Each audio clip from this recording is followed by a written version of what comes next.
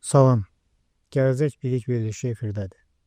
Bilikli gələcəyin formalaşmasında ən böyük rolu oynayan müəllimlərdir və bugünkü verilişimizdə həmsöhbətlərimiz professional olaraq müəllim kadrlarının hazırlanmasını ilə pedaqoji kadrların hazırlanması ilə məşğul olan mütəxəssislərimizdir. Söhbətimizin mövzusu elmin, biliyin əyləncəli formada öyrədilməsidir və bu baxımdan ilk olaraq həmsöhbətlərimin bir məsələyə münasibətini öyrənmək istəyərdim.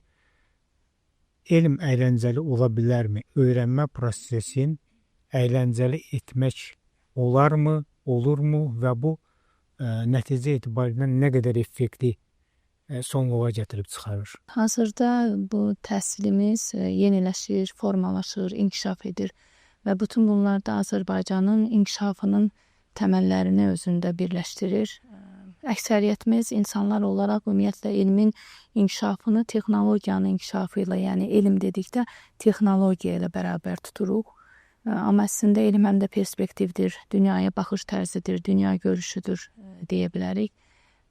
Öyrənməyə gəldikdə isə müasir dövrdə bir şey unutmaq olmaz ki, artıq bizim mübarizə apardığımız, rəqabət halında olduğumuz insanlardan daha çox texnologiyadır, texnoloji yeniliklərdir və buna görə də biz istər elmi əylənərək, istərsə də daha ciddi şəkildə öyrənmək məcburiyyətindəyik.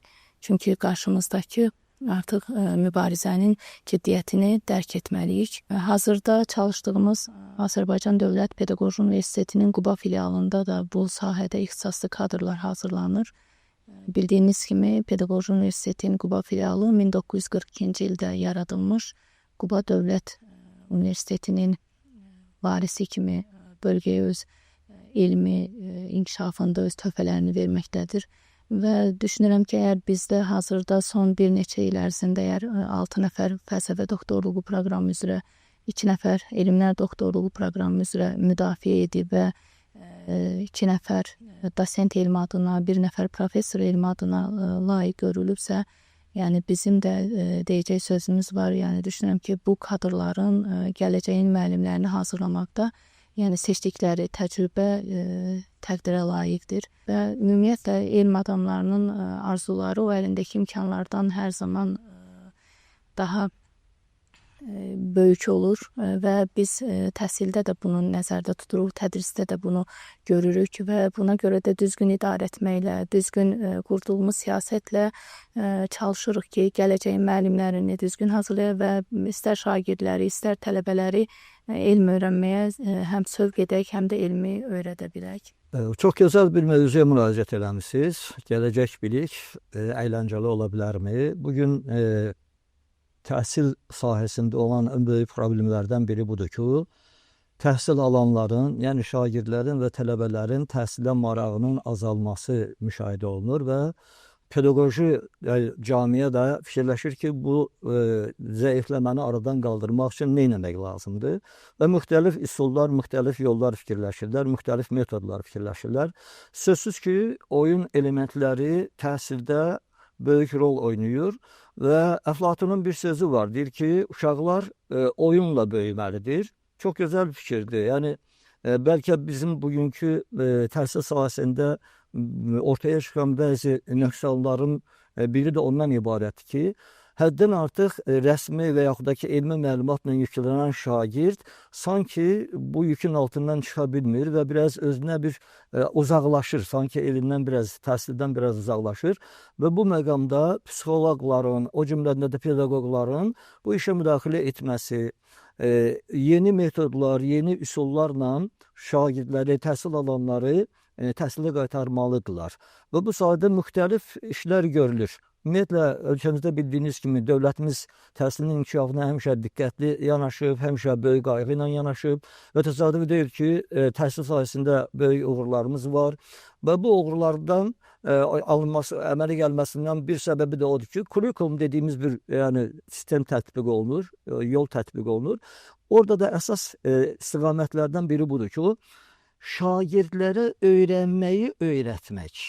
Yəni, biliyi hazır şəkildə vermək yox, öyrənməyi öyrətmək. və burada da sözsüz ki, şagirdə sərbəstlik verilir və müəllim də bələdçilik, fasilitatorluq rolunu yerinə yetirir və bu məqamda müəllim çalışmalıdır ki, dərs prosesində, tədris prosesində müəyyən oyun elementlərindən istifadə etsin.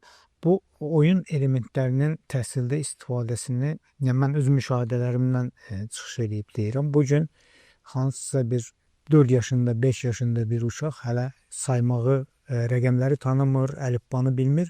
Ancaq mobil telefonda və yaxud da kompüterdə girib hansı komandaları icra eləmək lazımdır ki, hansısa bir oyunu oynaya biləsin. Bunu artıq o qavrayır. Yəni bu oyunu 4 yaşında, 5 yaşında qavramaq imkanı var. Amma həmin o şagird mərhələsinə gələndə həmin uşaq artıq 6 yaşında, 7 yaşında demək olar eyni əqli proseslərdir, amma o çətinlik başlayır çəkməyə, rəqəmləri öyrənməyə, əlifbanı öyrənməyə və yaxud da başqa bir misal deyək, bu günlərim hətta 20, 25, 30, bəzən 40, 50 yaşlarında insanlar da saatlarla kompüter oyunları oynayırlar. Və o da kifayət qədər zehni, yəni fəaliyyət tələb edir. Orada müəyyən bir strategiyalardan, taktikalardan istifadə olunur qalib gəlmək üçün. Bu onlara zövq verir. Amma eyni enerjini nəyisə öyrənməyə, sərf eləməkdə çətinlik çəkirlər. Sırf belə deyək, pedaqoji və psixologiya baxımından bu marağı, oyuna olan marağı, bütün həyatı boyu insanların içində yaşatdığı oynamaq həvəsin necə eləmək olar ki, müəyyən mənada elmə də şamil olunsun və elm tam olmasa da müəyyən qədər əyləncəli olsun. Bir məqamı qeyd edim. Biz yeniliklərə ümumiyyətlə istər kiçik yaş məktəblilərin olsun, istər böyük yaş məktəblilərin, istərsə də gənclərin, tələbələrin onlara həm yeniliklərdən, o yeni elmi texnologiyalardan istifadəsinə qadağa qoymaq və yaxud da tam olaraq bunun idarə olunmasına nəzarəti həyata keçirə bilmərik deyə düşünürəm.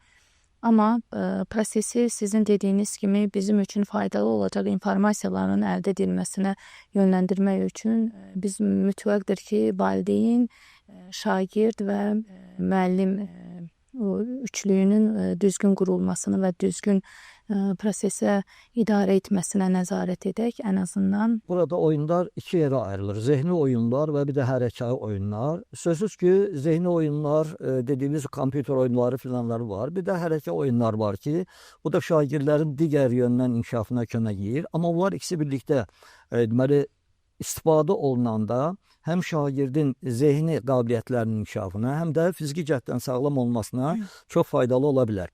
Təsadüfi deyil ki, bu məsələ çoxdandır. Deməli, elm sahəsini maraqlandırır, təhsil sahəsində işləri maraqlandırır və hətta bu işlər üzrə ayrıca elmi tədqiqat işləri aparılıb. Məsələn, maraqlı bir neçə faktı deyə bilərəm. Türkiyədə belə bir Milli Eğitim Bakanlığının, yəni Milli Təhsil Nazirliyinin bir kitabı çıxıb.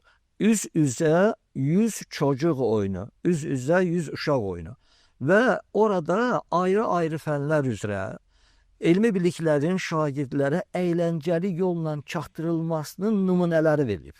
Hətta onun videosu da verilir. Yəni elmi izah veriləndən sonra kənarda da o necə həyata keçirilərsə o verilib.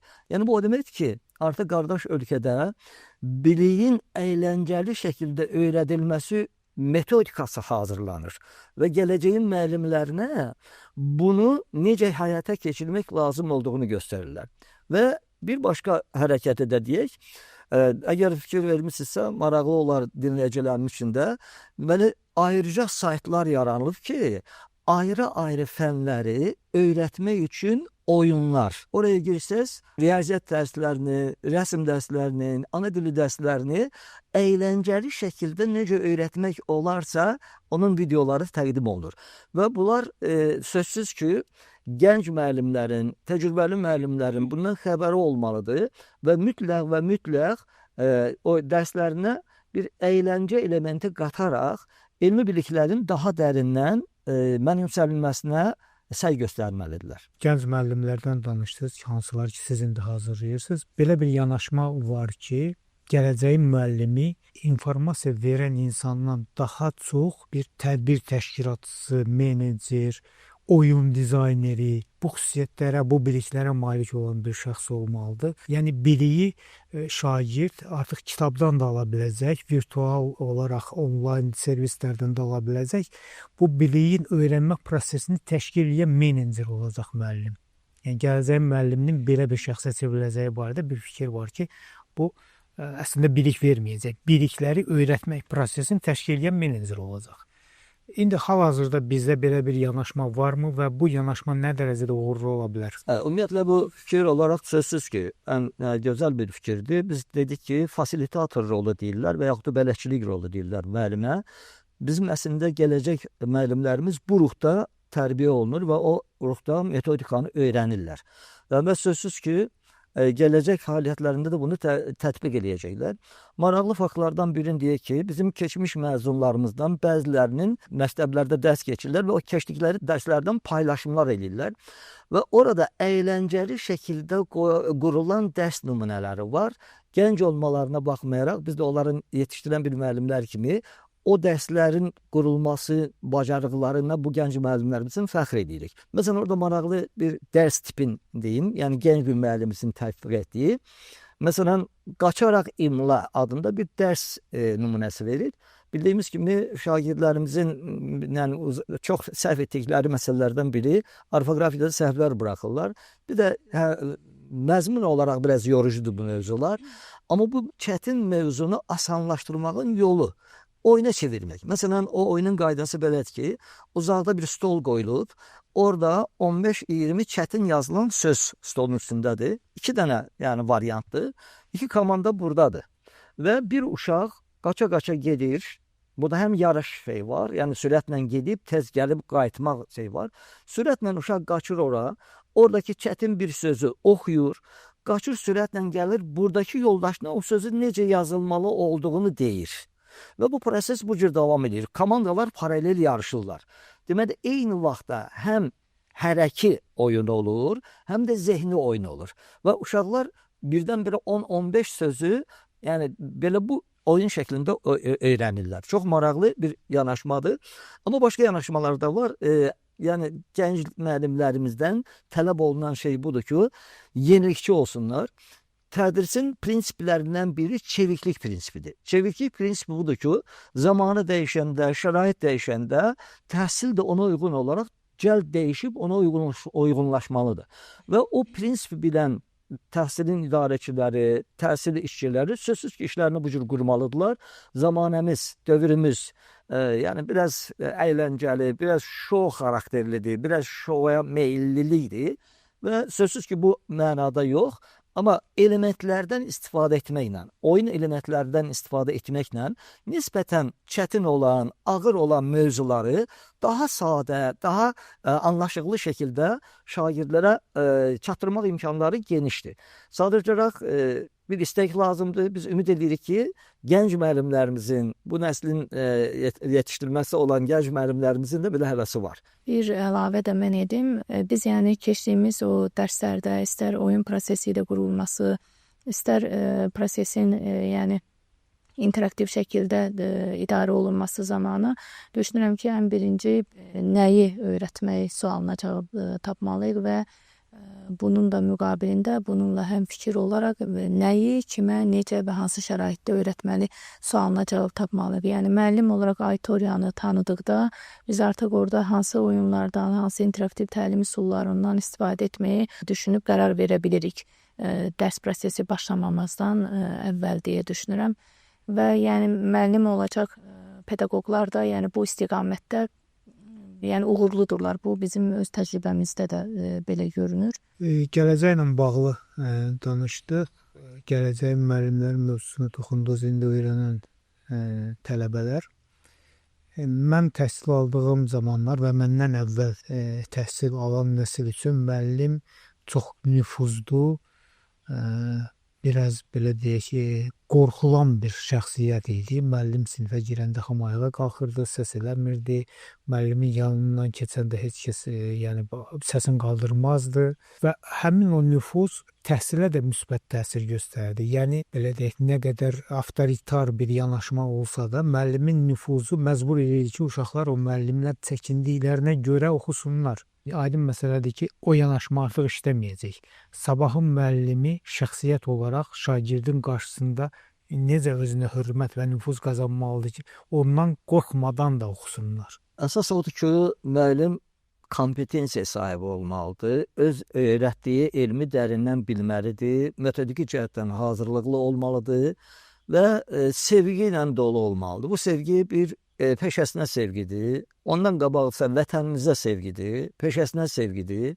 Bir də qarşısında oturduğu şagirdə sevgi olmadan yüksək səviyyəli müəllim olmaq çətindir.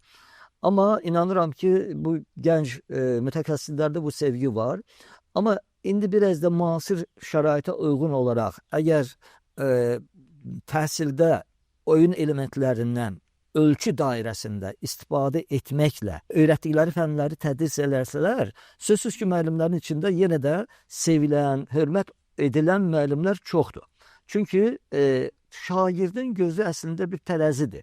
Öz elmini dərindən bilən, rəftarı ilə, davranışı ilə nümunəvi olan, sonra qarşıdakına deməli, hörmətlə yanaşan, insanı çox gözəl tanıyır və ona əvvəlkindən heç də az hörmət göstərmir. Çox gözəl müəllimlərimiz var. Yaxşıları təbliğ eləməkdə bəlkə biraz xəstə edirik. Ona görə bəzən sosial şəbəkələrdə, bəzən müəyyən verilişlərdə, bəzən də lazımsız yerə müəllimin ünvanına deyilən sözlər, məncə bu o qədər də işin xeyrinə deyil. Amma təhsil millətin gələcəyidir, ümumi liderimiz və gözəl bir sözdür. Bir maraqlı əhvalat da deyək, Yaponiyaya gedən bizim keçmiş nazirlərimizdən birinin söhbətindən eşitmişəm. Yaponiyaya gedəndə soruşdum ki, deyir, sizdə müəllim günü nə vaxtdır? Dedi ki, biz qəribədir, bizdə axı müəllim günü yoxdur. Çox təəccüblü gəldi, deyir mənə ki, nətər bu boyda qabaqcıl təhsil ölkəsində müəllim günü yoxdur. Amma sonra deyir, gəzməli olduq, müxtəlif yerlərə gəzdik, hara getdik, çox böyük hörmət gördük o müəllimə qarşı deyir və heyrətləndim, deyir. Qayıtdı dedi ki, deyir, bizdə hər gün müəllim günüdür. Yaponiyada müəllimin münasibət budur. Yaxud da ki, Finlandiya nümunəsini götürərik. Finlandiya balaca bir ölkədir. Amma Finlandiya modeli deyib bütün dünyaya səslənən təhsil sistemi var. Çox maraqlıdır orada da. Deməli, şagirdlər tam sərbəstdirlər. Deməli, məktəbə gələndə onları ataları gətirmir. Piyada gəlirlər. Məktəbə gələndən sonra müəyyən işləri görürlər. Məsələn, orada yemək hazırlaya bilərlər, özləri üçün çay qoya bilərlər, bəzi işləri görə bilərlər və 8-ci sinifə qədər bunlarda qiymətləndirmə yoxdur. Hətta təklif edirlər ki, siz bu gününüzü nətər keçirmək istəyirsiniz? Bu gün başa çatanda təklif edirlər ki, bugünkü fəaliyyətinizi necə qiymətləndirdiniz? Şuurlu şəkildə gələcəyini qurmaq istəyən biz bir insan yetişdirə bilsək, ondan sonra təhsilimizin də işi asan olacaq, müəllimimizin də işi asan olacaq, valideynimizin də işi asan olacaq. Və Finlandiya yoxlamalarında həmişə birinci yerdə olur. Amma onlar deyir ki, biz nəticəyə işləmirik. Finlandiyada heç bir müəllimə nəsə bir söz deyilə bilməz. Çünki ən hörmətli şəxsdir o. Gələcəyi quran şəxsdir yəni. Bu mənada öyrənməli çox şeylər var. Amma çox şükürlər olsun, təhsilimizdə böyük dəyişikliklər baş verir, böyük yeniliklər var, təhsil proqramına uyğun olaraq yeniliklər planlaşdırılır. Çox işlər görülür təhsilimizdə dəyişiklik olması üçün. Ümid edirik ki, qısa müddətdə Azərbaycan təhsilinin uğurlarından da Finlandiya təhsilinin uğurları kimi danışmalı olacaq. Bu son illər bütün ölkədə olduğu kimi Quba Xaçmaz iqtisadi rayonunda da təhsildə canlanmalar müşahidə edilməkdədir. Yəni o sabahın müəllimlərini qeyd etdiniz. Artıq sabahın müəllimləri gözəl anlayırlar ki, onların qarşısındakı şagirdlər, məsələn, son dövrlər elə bizim bölgədə şagirdlərə də diqqət etsək, müxtəlif o texnofestlərdə iştirak etmək gücündə olan yeniliklərlə, müəyyən bir yeni kəşflərlə oralarda iştirak edən şagirdlərdir və təbii ki, müəllimlər onlara ayaqlaşmaq, yəni bizim hazırladığımız müəllimlər də onlara ayaqlaşmalıdır və mən bir məqamı qeyd edəcəm.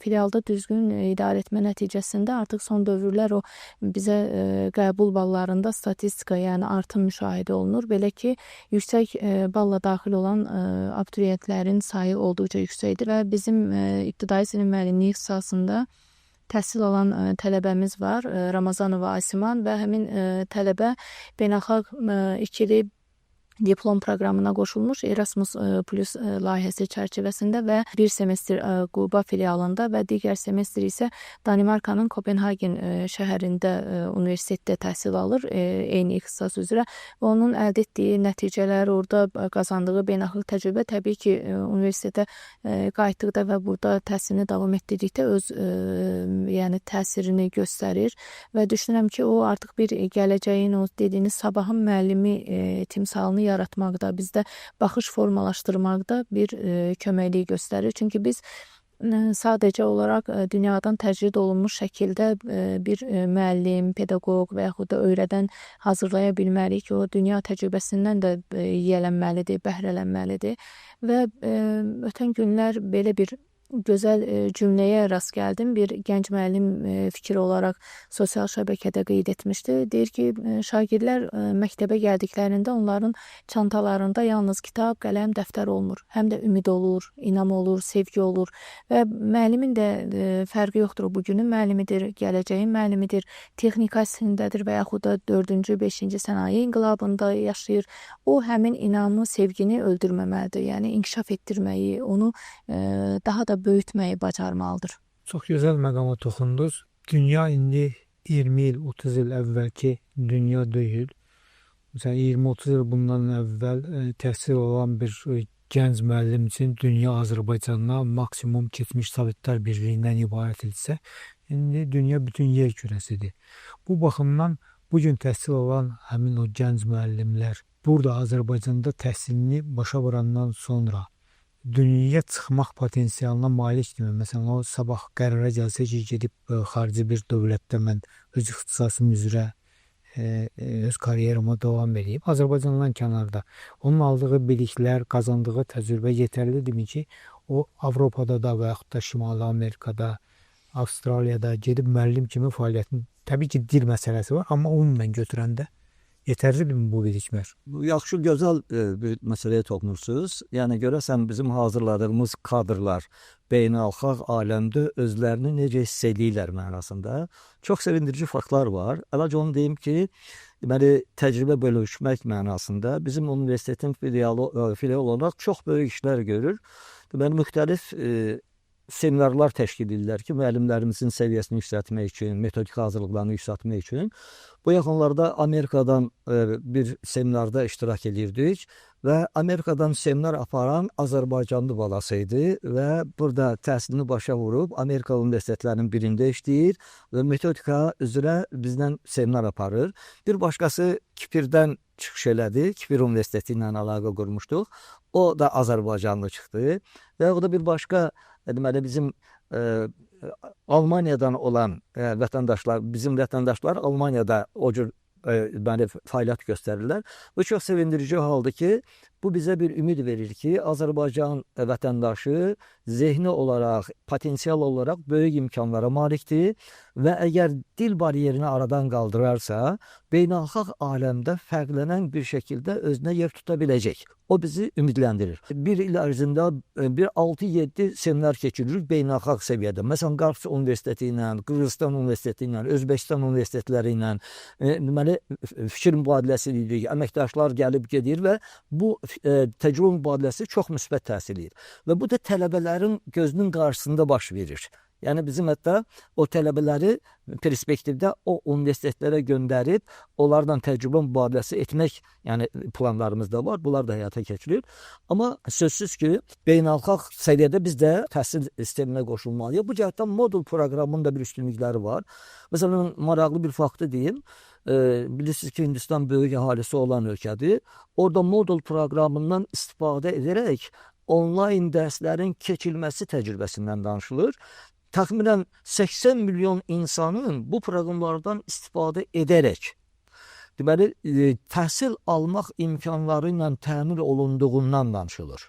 İndi sözsüz bizdə də bu modul proqramından artıq yeni texnologiyalardan istifadə olunur. Tələbələrimiz ondan istifadə edirlər, müəllimlərimiz ondan tapşırıq verirlər, sərbəst işləri onlardan qəbul edirlər. Yəni bu imkan verir ki, həmin tələbə sabah bir mütəxəssis kimi yetişəndə ayrıca saytlar var orada, müəllimlər üçün ayrıca saytlar var.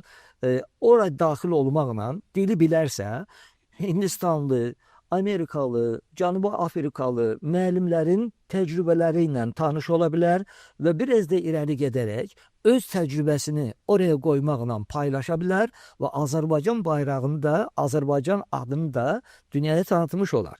Yəni biz balaca ölkə olsaq da insanlarımız bacarıqlıdırlar, qabiliyyətlidirlər. Lütfüzadələrimiz var, Yusuf Məmmədəliyevlərimiz var, çox adamlarımız var. Rafiq Əliyevlərimiz var.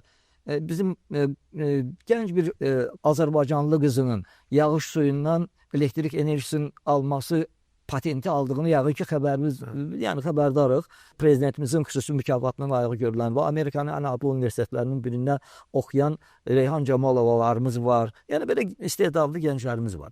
Və pedaqoji sahədə də inanırıq ki, yeniyə açıq olan, qəlbi ilə, ürəyi ilə bu millətə, bu xalqa xidmət eləmək istəyən və nəyin bahasına olur olsun elmi bilikləri gənc nəslə çatdırmaq üçün əlindən gələni edəcək gənclərimiz var. Və söhbətimiz oyun elementləri idi. Mövlana'nın bir sözü də var. İlk baxışda oyun bəlkə elmlə biraz düz gəlmir, amma Mövlana'nın fikri onu tamamlayır. Oyun ilk baxışda görünüşcə ağılla düz gəlmir deyir. Amma uşaqlar oyunla ağıllanırlar. Maraqlı fikirdir. Yəni çünki bu oyunun o bir tərəfi də var. Yəni bəlkə ifrata varmaq mı var? Söhbətimizin əvvəlində qeyd edədiniz ki, kompüter oyunları filanlar. Amma kompüter oyunları o ilkin yaşlarda bəlkə də bizim tənbəllikdən etdiyimiz səhvdir. Yəni uşağı əslində əsl oyunlara cəlb etmək, zehni fəaliyyətə cəlb etmək əvəzinə, fiziki əməyə cəlb etmək əvəzinə telefonu veririk əlinə və oyuna və bu artıq vərdiş yaranır. Sonra da onu ayıra bilmirik. Və əslində bu oyun elementlərinin təhsilə qoşulmasının müsbət cəhətləri çoxdur, amma eyni zamanda da sözsüz ki, qüsur cəhətləri var. Sanki onu oyuna alışdırmış oluruq. Siz də bilirsiniz ki, bu da telefonlarda cürbəcür uyğun olmayan oyunlar var. Müxtəlif çox belə gəncliyi pis yola çəkən oyunlar var və s. Bu uşaqlıqdan telefonla oynayan uşaq əgər məktəbdə də biz oyun elementləri qoşarıqsa, məktəbdə də bu oyunu oynayırlar. Orada başqa oyunuydu, burada başqa oyunuydu və burada bir səhv eləyə bilər və ömrün xətasını eləyə bilər. Sözsüz ki, elementlər, oyun elementləri təhsilə qoşulmalıdır, müəllimin nəzarəti altında qoşulmalıdır. Müəllim eyni zamanda valideynlə əməkdaşlıq eləyərək ona yol göstərməlidir ki, bu tədris məqsədi ilə bu oyunlardan istifadə olunur, amma siz nəzarət edin ki, oyun adı ilə uşağınız evdə başqa şeylərlə məşğul olmasın. Çox incə bir məqam var, o məqamı aşmamaq lazımdır. Mən də bir fikir bildirim. Dediniz ki, məzunların elə bir ki, pedaqoji kadrların hazırlığından sonra onların dünyaya, yəni dünya təcrübəsinə qoşulmaq üçün tam hazırlığı hansı səviyyədədir? Bir məqamı qeyd edəcəm. Məsələn, biz hazırda il ərzində tutaq ki, 11 ixtisas üzrə 200-ə yaxın məzun hazırlayırıq və həmin məzunlardan bir hissəsi magistratura imtahanlarında iştirak edir və magistr adını qazanır və həmin magistr adını qazananlardan xaricdə müxtəlif dünya universitetlərində də bu ixtisası yiyələnən, yəni öz peşəkarlığını bu istiqamətdə artıranlarımız da var. Belə ki, ötən il qəbul olan 24 nəfər tələbəmizdən 3 nəfəri xarici universitetləri qazanmışdı. Onlardan biri İtaliyanın Bologna Universitetidir ki, özünüz də bilirsiniz onun yəni necə bir universitet olduğu haqqında məlumatlısınız və digəri məsələn Türkiyənin Hacəttepe Universitetində magistratura təhsilini davam etdirir və bundan da əlavə bizim elə bitirmədən, hələ məzun olmadan tələbələrimiz var ki, məsələn Türkiyədə müxtəlif kurslarda iştirak edə bilirlər və onlar həmin kurslarda öz peşəkarlıqlarının artırılması istiqamətində işlər görürlər. Və bir məqamı da qeyd edəcəm. Biz təhsildən danışdıq və müasir dövrdə inklüziv təhsil də inkişaf edir. Onu nə səbəbə qeyd etmək istəyirəm? Məsələn, inklüziv təhsil hazırda ölkəmizdə, xüsusilə də birinci vitse-prezident Mehriban xanım Əliyevanın diqqət və qayğısı ilə o qədər inkişaf edib və bu təhsilə inteqrasiya şəklində inkişaf edib ki, artıq Azərbaycan modelinin dünya təcrübəsində öyrənilməsi istiqamətində düşünürəm ki, yəni addımlar atılır.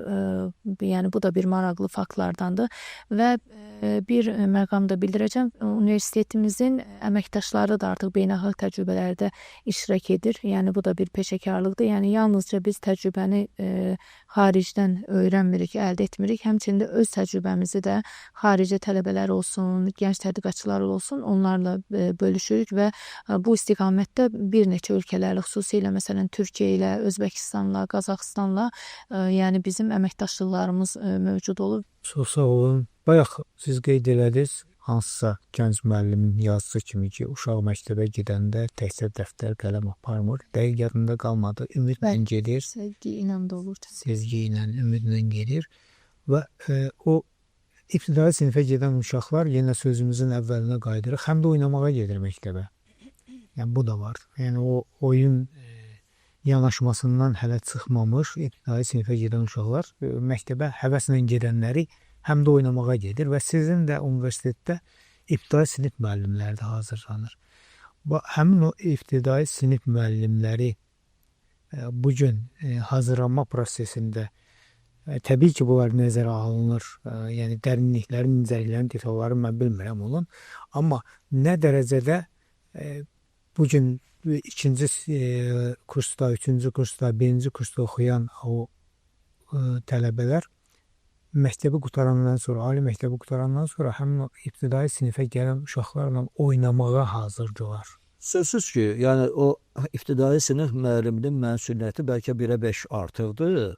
Uşağın gələcəkdə elmə marağının nə dərəcədə olması, ibtidai sinif müəlliminin uşaqla rəftarından, onun o elmi bilikləri ona necə sadə şəkildə çatdıracağından, onun uşaqlığını nəzərə alacağından çox asılıdır. Və sözsüz ki, bir də onun həmin müəllim namizədinin şəxsi keyfiyyətlərindən asılıdır. İndi sözsüz ki, bizim elə bir meyarımız yoxdur ki, o daxili keyfiyyətləri ölçəyək, amma tədris prosesində bu məsələləri metodika dərslərində həmin gələcəyin müəllimlərinə öyrədilir. Deməli, yaş psixologiyası keçirlər olar, yəni şagirdin yaşını nəzərə almaq. Sonra kiçik yaşlı uşaqlarla oyun elementləri, ayrıca bir şey var, xüsusilə riyaziyyatdan, məntiqdən, başqa sahələr üzrə. Deməli, biliklərin çatdırılması üçün oyun elementlərindən istifadə etmək qaydaları var. Metodika dərslərində bu gələcəyin müəllimlərinə öyrədilir. Hətta orada belə bir var, belə bir termin var. Deməli, rollu oyunlar. Yəni, burada oyun elementləri də var, rollu oyunlar da var. Sözsüz ki, nəzərə alınır. Amma sözsüz ki, zaman dəyişdikcə, dövrən dəyişdikcə, uşaqların tələbatı artdıqca o dərsliklərin də, o metodların da yenilənməsinə, yeni elementlərin daxil olunmasına, sonra məsələn biz çox istəyərdik ki, valideynin istəkləri ortaya çıxsın ki, ibtidai sinif müəllimləri valideynin fəallığından çox şey asılıdır. Siz təklif iləri sürün ki, belə olsaydı yaxşı olardı, belə olsaydı belə şey olardı. Yəni lazımi orqanlara, orada da metodistlər, elm adamları bunu araşdırar, sözsüz ki, özləri araşdırırlar. Bir də var, valideyn övladını daha yaxşı tanıyır, onun istəklərini daha yaxşı bilir və beləliklə müəllim, valideyn əməkdaşlığı gələcəyimiz olan şagirdlərin daha yaxşı, daha rahat, daha gözəl şəraitdə təhsil almasına və öz gələcəyini qurmasına kömək edir. Bizə müxtəlif məktəblərdən məlumatlar daxil olur. Onlar pedaqoji təcrübədə olduqları müddətdə Quba Xaçmaz Regional Təhsil İdarəsi tərəfindən və biz təşəkkür edirik Regional Təhsil İdarəsinə də həm də özlüyündə ki, onlarda bizim tələbələrimiz, məsələn, 2-ci, 3-cü tədris tələbələri ilk dəfə olaraq könüllülük fəaliyyətinə cəlb olundular və müxtəlif fəaliyyətlər göstərilir və sonda onlara sertifikatlar təqdim edildi və düşünürəm ki, yəni bütün onlardan aldığımız o müsbət fikirlər, onların təcrübə keçdikləri siniflərdəki şagirdlərin onlara münasibətləri, hətta şagirdlərin bizim tələbələrimiz var, onlar öz profillərində bunu paylaşırlar. Onlar haqqında videolar çəkirlər. Tələbələr şagirdlərdən ayrıldıqdan sonraki müəllimə sizin üçün çox darıxmışıq. Yəni düşünürəm ki, onlar bunu bacarırlar ki, Axı uşaqların sevgisi nəyəsə görə olmur. Onlar təmiz, saf bir sevgi olur ki, yəni onu qazanmağı bacarırlarsa, demək ki, bu müəllimlik fəaliyyətini, bu sevgini şagirdlərə ötürməyi də bacarırlar. Çox sağ olun fikirlərinizə görə. Təbabətdə məlum bir yanaşma var, hamımız bilirik. Uşaqların orqanizmi üçün, istər uşaqlar olsun, istər böyüklər üçün xeyri maddələrdir, vitaminlər, amma onların dadı acı olur, turş olur. Onları xüsusi bir şirin qatın içində təqdim edirlər. Daha həvəslə açsınlar, qəbul etsinlər uşaqlar. Mənim fikrimcə əyləncəli elmdə həmin o qatı əvəz eləyə bilər ki, yəni o çətin görünən, əməyə bənzəyən, işləməyə, enerji xərcinə bənzəyən bu öyrənmə prosesin necə ki o şirin qatlar vitamini bir həzz verici bir prosesə çevirir. O daddan zövq alır insan. Həmin o əyləncəli öyrənmə də öyrənmə prosesinin özün bir həzz prosesinə çevirə bilər və insan emosional olaraq ona daha çox bağlandıqca bu nəticədə bir elmin özünə bir marağa gətirib çıxara bilər. Söhbətimizdən də belə anlaşıldı ki, bugün Azərbaycanda hazırlanan gənc mütəxəssislərin yetişdirilməsinə bütün bu amillər nəzərə alınır. Sizə də gəldiyinizə görə verilişə təşəkkür edirik. Ən böyük məsuliyyət gələcəklə bağlı müəllimlərin üzərinə düşən məsuliyyətdir. Gələcəyimizi müəllimlər hazırlayır, yetişdirir və müəllimləri yetişdirən müəllimlərin üzərinə ondan da artıq böyük məsuliyyət düşür. Və sizə zəhmətimizə görə təşəkkür edirik. Sağ olun. Onlarsa bir söz verelim. Cənab Prezidentimiz, dövlətimiz təhsilimizin inkişafına böyük diqqət yetirir və təhsil işçilərinə güvənir və təhsil işçilərinin də ən böyük vəzifəsi əsl vətənpərvər gənclər, insanlar yetişdirməkdir və biz də gənclərimizə inanırıq. Məhəmməd Adinin sözü var, elmin, hünərin, mərifətin varsa buyur gəl, yoxsa bu elm aləminə olma bir əngəl. Mən inanıram ki, Azərbaycan xalqının, Azərbaycan balalarının, Azərbaycan müəlliminin elmi də var, hünəri də var, mərifəti də var və elm meydanında da öz sözünü deyəcək. Sizə təşəkkür edirəm. Maraqlı bir mövzu toxunduğunuz üçün təşəkkür edirəm. Sağ olun.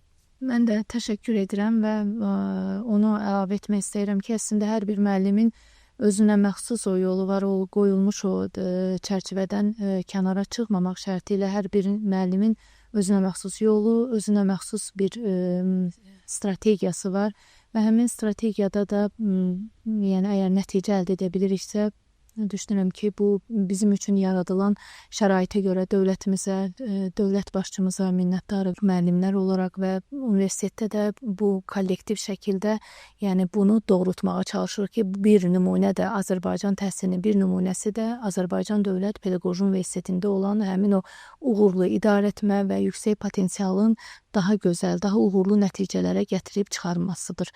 Təşəkkür edirik biz də bir daha. Çox sağ olun gəldiyinizə görə, zəhmətinizə görə də yeniləyirəm. Qat-qat təşəkkürlər. Sağ olun. Sağ olun.